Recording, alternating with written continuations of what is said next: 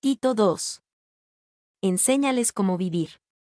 Pocas porciones del Nuevo Testamento superan este capítulo. Bien pudiera conformar el credo, sistema de ética, y el libro de texto de cada predicador cristiano. ¿Hay algún hombre que quiera saber cuál es el deber de un ministro del Evangelio? Envíenlo al segundo capítulo de la epístola a Tito para una respuesta completa. Adam Clark. A. ¿Cómo debe enseñar Tito a diferentes grupos de personas en la iglesia? 1. La orden de enseñar. Pero tú habla lo que está de acuerdo con la sana doctrina. Pero tú, esto separa a Tito de las personas descritas al final de Tito 1. Ellos pudieran estar enseñando legalismo y fábulas, pero Tito debía enseñar lo que está de acuerdo con la sana doctrina.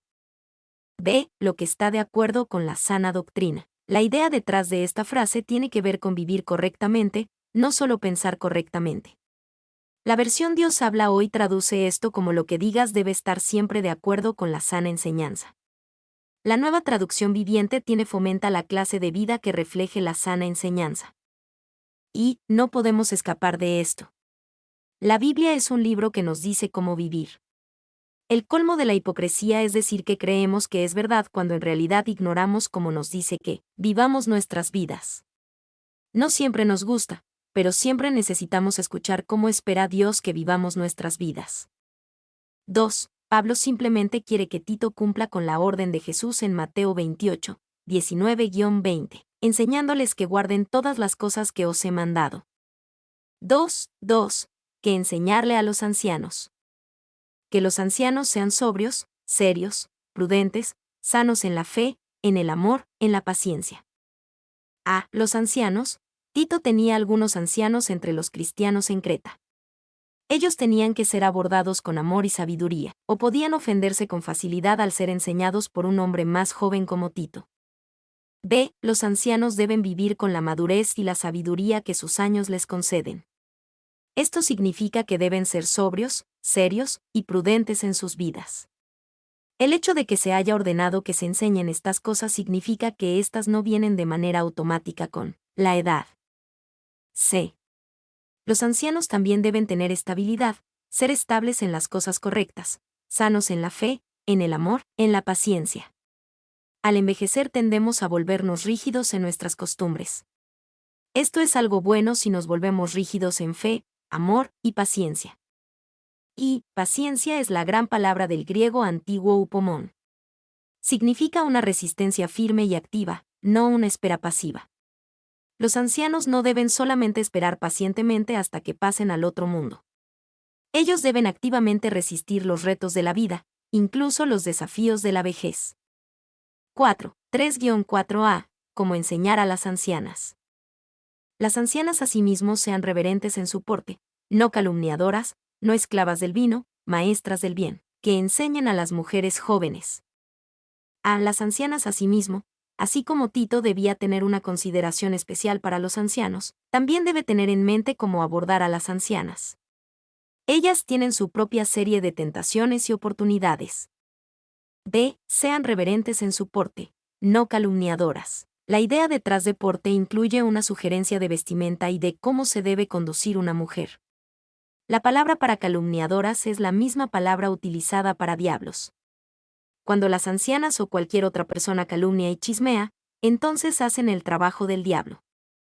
Y el adjetivo, reverente, básicamente significa apropiado para un oficio santo, y transmite la imagen de una buena sacerdotisa llevando a cabo las responsabilidades de su oficio. La conducta de las ancianas debe revelar que ellas consideran la vida como sagrada en todos sus aspectos. Ebert. C. No esclavas del vino. Esta era una falla común de las ancianas en la cultura romana y griega. Pablo reconoce que este especial desafío necesita instrucción especial. Y las dos prohibiciones que siguen, no calumniadoras, no esclavas del vino, una vez más transmiten vívidamente el ambiente contemporáneo de Creta. La primera ya había sido tratada en 1 de Timoteo 3:11 y la segunda en 1 de Timoteo 3:8. Evidentemente en Creta la responsabilidad de estos excesos era más severa que en Efeso, especialmente entre las mujeres, porque el verbo, doulo, usado aquí significa atadura, esclavas del vino, una expresión mucho más fuerte que en la frase correspondiente en 1 de Timoteo. Guthrie. De maestras del bien, si las ancianas tenían desafíos especiales, también tenían oportunidades especiales. Dios puede usar su sabiduría y experiencia mientras enseñan a las mujeres jóvenes. Esto les da a las ancianas algo positivo para lo cual vivir, en vez de las cosas negativas como la calumnia y el abuso del alcohol. Y, para resaltar las características cristianas requeridas, el apóstol usa una expresión compuesta única, kalodidaskaloi, maestras del bien. Guthrie. 4b, 5. Cómo enseñar a las mujeres jóvenes. A las mujeres jóvenes a amar a sus maridos y a sus hijos, a ser prudentes, castas, cuidadosas de su casa, buenas, sujetas a sus maridos, para que la palabra de Dios no sea blasfemada. A las mujeres jóvenes, según la instrucción de Pablo, Tito no debía hacer su ministerio el enseñar a las mujeres jóvenes directamente. En vez de eso, debía equipar y animar a las ancianas a enseñar a las mujeres jóvenes. Y, claro que esto no significa que las mujeres jóvenes tenían prohibido escuchar las enseñanzas de Tito. Simplemente significa que estaba mal y era peligroso para Tito el hacer de las mujeres jóvenes el enfoque de su ministerio. Si había un grupo de estudio bíblico para mujeres jóvenes, Tito no debía enseñarlo. Debían hacerlo las ancianas. B. A amar a sus maridos y a sus hijos. La instrucción para las mujeres jóvenes empieza con asuntos del hogar. Dios les ha dado una posición estratégica de influencia y apoyo para sus maridos y sus hijos, y deben dejar que el amor domine su influencia y apoyo. Y Pablo dice que el amor para los maridos y los hijos debe ser enseñado. Ciertamente, aspectos de este amor son innatos. Pero otros aspectos, especialmente aspectos que reflejan el sacrificio y la entrega de Jesús, deben ser enseñados. C. A ser prudentes, castas, cuidadosas de su casa. Las mujeres jóvenes deben ser instruidas en estas actitudes, prudentes, castas y habilidades, cuidadosas de su casa. D. Buenas, sujetas a sus maridos. La bondad no siempre es fácil en un mundo que difumina la línea entre el bien y el mal, por lo que las ancianas necesitan enseñar a las jóvenes a ser buenas. Sujetas a sus maridos es otra forma de expresar el deber de la mujer de sumisión en la relación matrimonial. Efesios 5:22, Colosenses 3:18. Para que la palabra de Dios no sea blasfemada. Esto muestra que importante es que las ancianas enseñen estas cosas, y que las mujeres jóvenes las aprendan. Cuando los cristianos no viven de una manera bíblica y consagrada, significa que la palabra de Dios puede ser blasfemada entre los impíos. Y el valor práctico de una religión no es injustamente estimado por su efecto en las vidas de los que la profesan. Si el efecto observado del Evangelio fuera a ser peores esposas, no se les sería recomendado a los infieles. Wait. 5.6. Cómo enseñar a los jóvenes. Exhorta asimismo a los jóvenes a que sean prudentes. Asimismo, esta es una palabra de enlace. Muestra que lo que los hombres jóvenes necesitan aprender no es tan diferente de lo que las mujeres jóvenes, las ancianas y los ancianos necesitan aprender. Tal vez necesitemos un énfasis ligeramente diferente dependiendo de nuestra etapa de la vida, pero el mensaje esencial de una vida consagrada es el mismo. Que sean prudentes. La Nueva Traducción Viviente traduce bien la idea, del mismo modo, anima a los hombres jóvenes a vivir sabiamente. Esta es la única orden que se le da a Tito para enfatizar a los hombres jóvenes, pero algunas veces esta resulta difícil para hombres más jóvenes. Prudentes. La palabra es sophron, y describe al hombre con la mente que tiene todo bajo control. Fortaleza mental que ha aprendido a gobernar cada instinto y pasión hasta que cada una tiene un lugar apropiado y, no más. 6.7-8. Tito y su ejemplo práctico para los jóvenes. Presentándote tú en todo como ejemplo de buenas obras, en la enseñanza mostrando integridad, seriedad, palabra sana e irreprochable, de modo que el adversario se avergüence, y no tenga nada malo que decir de vosotros.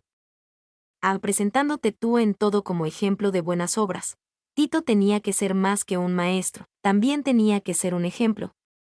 Su guía a otros no podría ser tomada en serio si él mismo no anduviera tras el Señor. En la enseñanza mostrando integridad, Tito tenía que ser un ejemplo en estabilidad e integridad doctrinal. Si él no estaba firme en su entendimiento de las Escrituras, no estaba listo para liderar. C. De modo que el adversario se avergüence, para que sus acusadores se avergüencen, no teniendo nada que utilizar en su contra. Jesús pudo decir a una multitud enfurecida, ¿quién de vosotros me redarguye de pecado? Juan 8:46. Y Witt comenta sobre no tenga nada malo que decir. La cláusula significa no teniendo nada malo que reportar sobre nosotros. No, como en las versiones en español, no teniendo nada malo que decir. 7, 9-10. Como enseñar a los siervos.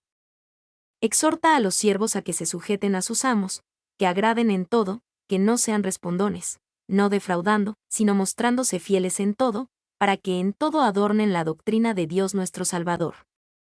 A. Exhorta a los siervos. Tito debía enseñar a los siervos sobre sus responsabilidades específicas como cristianos. En el mundo antiguo, los cristianos impactaban a la cultura mayoritaria mezclando esclavos y amos en el entorno social del servicio. En la iglesia. Esto significaba que un esclavo podía ir a la iglesia y ser un anciano de su propio amo. Y no creo ni por un momento que Pablo creyera que debía existir la práctica de la esclavitud. Él creyó con toda su extensión que los grandes principios del cristianismo derrocarían a la esclavitud en cualquier lugar, y mientras más pronto lo hicieran más satisfecho se sentiría, pero, mientras tanto, como era la costumbre tener esclavos. Ellos debían ajustar la doctrina de su Salvador en la posición que estaban. Spurgeon. B. Que se sujeten a sus amos. Pablo no dice que los siervos deben sujetarse a todo hombre libre, solo a sus amos. Esto significa que Pablo reconocía que los siervos tenían obligaciones, pero solo para con sus amos. Y sujeten, la palabra obediente, utilizada en la versión en inglés, era usada para describir a una compañía de soldados mientras están firmes y saludan a su comandante. Ellos declaran mientras están firmes frente a él que están listos para seguir sus órdenes. Draper. 2. Al mismo tiempo, como en cualquier campo de sumisión humana, nuestra obediencia y sumisión está limitada por nuestra responsabilidad mayor de obedecer a Dios. Como dijo Pedro en Hechos 5:29, es necesario obedecer a Dios antes que a los hombres cuando hay un conflicto entre los dos. C. No defraudando. Este tipo de ofensa era tan común en el mundo antiguo que algunas veces la palabra siervo y ladrón eran intercambiables. Se asumía que los siervos les robarían a sus amos en estas pequeñas maneras. Y, defraudando, la palabra significa, no solo robar sino malversar propiedad ajena, reteniendo una parte del precio de cualquier mercancía vendida por cuenta del maestro. En Hechos 5:2, lo traducimos, sustraer del precio, el crimen del cual Ananías y Zafira fueron culpables. Clarke. Demostrándose fieles en todo, simplemente, Tito debía dirigir a los siervos a ser buenos trabajadores en todos los sentidos. Por su trabajo duro y su humilde sumisión, ellos adornarían la doctrina de Dios nuestro Salvador. Y adornen, literalmente significa tomar joyas preciosas y acomodarlas para mostrar su verdadera belleza. Draper. 2. En un sentido el Evangelio no necesita ser adornado. Al mismo tiempo, podemos mostrar la belleza del Evangelio con la forma en que vivimos. A menudo pensamos que necesitamos mejores palabras para adornar el Evangelio. Tener mejores palabras está bien, pero lo que realmente necesitamos son mejores vidas. 3. Maravillosamente, aquellos que, en este contexto, tienen la habilidad de la doctrina de Dios nuestro Salvador son siervos esclavos bajo un amo. Incluso uno que se encuentra en una etapa baja o desfavorecida de su vida tiene el potencial de embellecerla, palabra de Dios con la forma en que vivimos. 4. Así vemos cómo, la doctrina de Dios nuestro Salvador, puede ser adornada. Es adornada cuando sus efectos en la vida y el carácter se expresan en la conducta. Mientras que cuando solo es una doctrina teórica carece de la manifestación de la belleza. Cuando, sin embargo, se realiza y manifiesta en la vida humana su belleza aparece al instante. El valor de una teoría siempre es supremamente visible en los resultados que produce. Morgan. D. El lugar de la gracia en la vida cristiana. 1:11. Gracia salvadora. Porque la gracia de Dios se ha manifestado para salvación a todos los hombres. A. Porque la gracia de Dios se ha manifestado para salvación, la gracia trae salvación. Usted no sale y consigue salvación, esta llega a usted cuando usted tiene la oportunidad de recibirla. B. Se ha manifestado a todos los hombres, hay un evangelio de gracia para todos los hombres.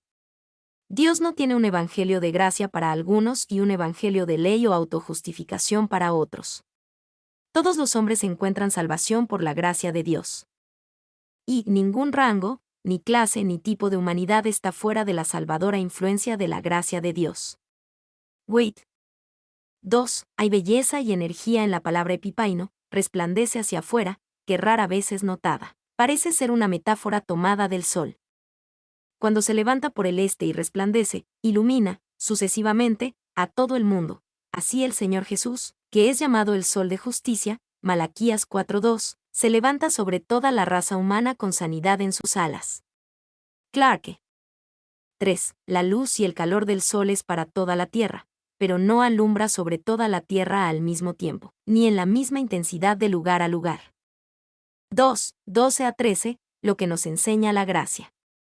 Enseñándonos que, renunciando a la impiedad y a los deseos mundanos, vivamos en este siglo sobria, justa y piadosamente, aguardando la esperanza bienaventurada y la manifestación gloriosa de nuestro gran Dios y Salvador Jesucristo. A. Enseñándonos que, la palabra del griego antiguo para enseñándonos tiene en mente lo que un padre hace por un niño. Habla de todo el proceso de entrenamiento, enseñanza, aliento, corrección, disciplina. La gracia es un maestro en este sentido. Y, enseñándonos, declara que la gracia también opera en las vidas de los salvos. Arraigada en la naturaleza de Dios, la gracia hace las exigencias éticas de los cristianos consistentes con su naturaleza. Enseñándonos, retrata a la gracia, prácticamente personalizada, como instruyendo al creyente en todas las cosas, de acuerdo a la sana doctrina. Ebert. 2. Él quiere decir que la gracia de Dios debe instruirnos a ordenar nuestras vidas correctamente. Algunos fueron rápidos en convertir la predicación de la gracia de Dios en una excusa para pecar, mientras que descuidadamente impiden que otros piensen en la renovación de sus vidas. Pero la revelación de la gracia de Dios necesariamente viene con exhortación a vivir una vida piadosa. Calvin. 3. Así verán que la gracia tiene sus propios discípulos. ¿Es usted un discípulo de la gracia o de Dios? ¿Alguna vez vino y se sometió a ella? Spurgeon. B. Renunciando a la impiedad y a los deseos mundanos. La gracia deja la impiedad y a los deseos mundanos en el pasado. Ahora la gracia nos enseña a renunciar a esas cosas, no solo evitarlas. Y, renunciando, esto indica la renuncia al diablo, de la vanidad de este mundo, y de todos los deseos pecaminosos de la carne. Wait. 2. Uno pudiera decir que un mundo donde somos tentados a decir sí a cada deseo y sentimiento, que la realidad de nuestra fe puede ser demostrada por aquello a los que le decimos no, por aquello que estamos dispuestos a negar. 3. La parte más difícil del entrenamiento de los jóvenes no es poner lo correcto en ellos, sino sacar lo malo de ellos. Spurgeon. Si vivamos en este siglo sobria, justa y piadosamente, la gracia nos enseña cómo vivir este siglo. Debemos vivir sobriamente, con autocontrol, con respecto a nosotros mismos. Debemos vivir justamente respecto a las personas que nos rodean. Y debemos vivir piadosamente, tomar en serio a Dios, con respecto a Dios. Y somos enseñados por esa gentil maestra, la gracia de Dios, a vivir sobriamente, en lo que se refiere a nuestra vida personal, justamente, en relación con otros, y piadosamente, en nuestra actitud hacia Dios. Meyer. 2. Tomados juntos, vemos que el miedo de los legalistas, que predicar sobre la gracia produzca cristianos indiferentes a la obediencia es infundado. La gracia nos enseña obediencia. Dondequiera que llegue efectivamente la gracia de Dios, hace que el hígado suelto niegue los deseos de la carne, provoca que el hombre que deseaba oro conquiste, sobre su codicia, aleja al hombre orgulloso de sus ambiciones, entrena al haragán en la diligencia. Y aclara la mente del débil que se preocupaba solamente por las frivolidades de la vida. No solo dejamos estos deseos, sino que los negamos. Spurgeon. 3. La frase vivamos en este siglo, piadosamente también es una prueba sutil en contra de la idea del purgatorio o de algún lugar de limpieza en la vida venidera. No suponiendo que algo será limpiado en la vida venidera, que no haya sido limpiado en esta. Clarke. De aguardando la esperanza bienaventurada. La gracia nos enseña a esperar y prepararnos para la esperanza bienaventurada. Esa esperanza no es el cielo o gloria, sino Jesús mismo, cara a cara, más cerca que nunca. Y aguardando indica que los cristianos deberían vivir esperando activamente el regreso de Jesús. Debe ser preciado para los cristianos considerar que Él vino la primera vez para salvar el alma del hombre, Él vendrá una segunda vez para resucitar el cuerpo. Él vino la primera vez para salvar al individuo, Él vendrá una segunda vez para salvar a la sociedad. Él vino la primera vez a una crucifixión, Él vendrá una segunda vez a una coronación. Él vino la primera vez a un árbol, Él vendrá una segunda vez a un trono. Él vino la primera vez en humildad. Él vendrá una segunda vez en gloria. Él vino la primera vez y fue juzgado por el hombre. Él vendrá una segunda vez para juzgar a todos los hombres. Él vino la primera vez y compareció ante Pilato, Él vendrá una segunda vez y Pilato comparecerá ante él. 2. Nuestro gran Dios. Esta es la única parte del Nuevo Testamento en donde megas es aplicado al verdadero Dios, aunque es constantemente utilizada para dioses y diosas paganas, ejemplo, Hechos 19:28. Wait. 3. La disciplina de la gracia, según el apóstol, tiene 3 resultados: negación, vida, expectativa. Usted ve las 3 palabras frente a usted. Spurgeon. 3:14. El corazón del Dios de gracia. Quien se dio a sí mismo por nosotros para redimirnos de toda iniquidad y purificar para sí un pueblo propio, celoso de buenas obras. Quien se dio a sí mismo por nosotros. Cada palabra de esta descripción del sacrificio de Jesús es importante. Jesús dio, lo que significa que fue voluntario. Se dio a sí mismo, lo que significa que Jesús dio todo lo que podía dar. Y Jesús se dio a sí mismo por nosotros, lo que significa que Jesús fue dado como sustituto del hombre pecador.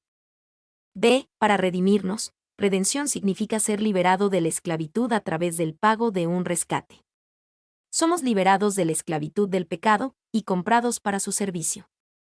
Y de toda iniquidad, y somos, por lo tanto, enseñados que la muerte de Jesús fue con la intención, no de perdón y justificación solamente, sino para nuestra santificación y nuestra liberación del poder de nuestros grandes pecados.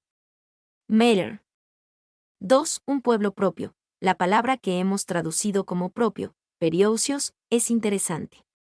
Significa reservado para, y era usado especialmente para aquella parte del botín de una batalla o de una campaña que el rey conquistador apartaba especialmente para sí mismo. Barclay. Sé celoso de buenas obras. Somos redimidos y comprados para vivir con celo. Este es un celo con conocimiento, y celo por la rectitud de nuestra propia vida antes de celo por las vidas de otros. Y, como ustedes saben, Tito era un maestro de maestros. Tenía que poner en orden las cosas que estaban esperando, y mostrarle a los predicadores cómo debían predicar. Usted puede ver que tanto de la epístola trata de los asuntos de la vida ordinaria, asuntos de práctica santa. Así que dejen que nuestra predicación sea, y dejen a los cristianos aprender a recibir con gozo tales instrucciones. Spurgeon. 4:15. Los mensajeros de la gracia. Esto habla, y exhorta y reprende con toda autoridad. Nadie te menosprecie. Esto habla. Tito y cada uno de los mensajeros de Dios son dirigidos a hablar, exhortar, y reprender y hacerlo con toda autoridad. Los mensajeros de Dios deben recordar que son mensajeros de un rey, llevando la palabra que da vida y que hace retroceder al infierno. Nadie te menosprecie. Si Tito hablaba con toda autoridad, tenía que respaldarlo con su vida. Tito tenía que vivirlo para que nadie pudiera menospreciarlo a él o a su mensaje. Y, ya que esta carta iba a ser leída en las iglesias, la observación era aparentemente tanto para los cretenses como para el mismo Tito. Ebert. Mi nombre es Demim. Soy tu asistente personal. Mi sitio en internet es demim.es.tl.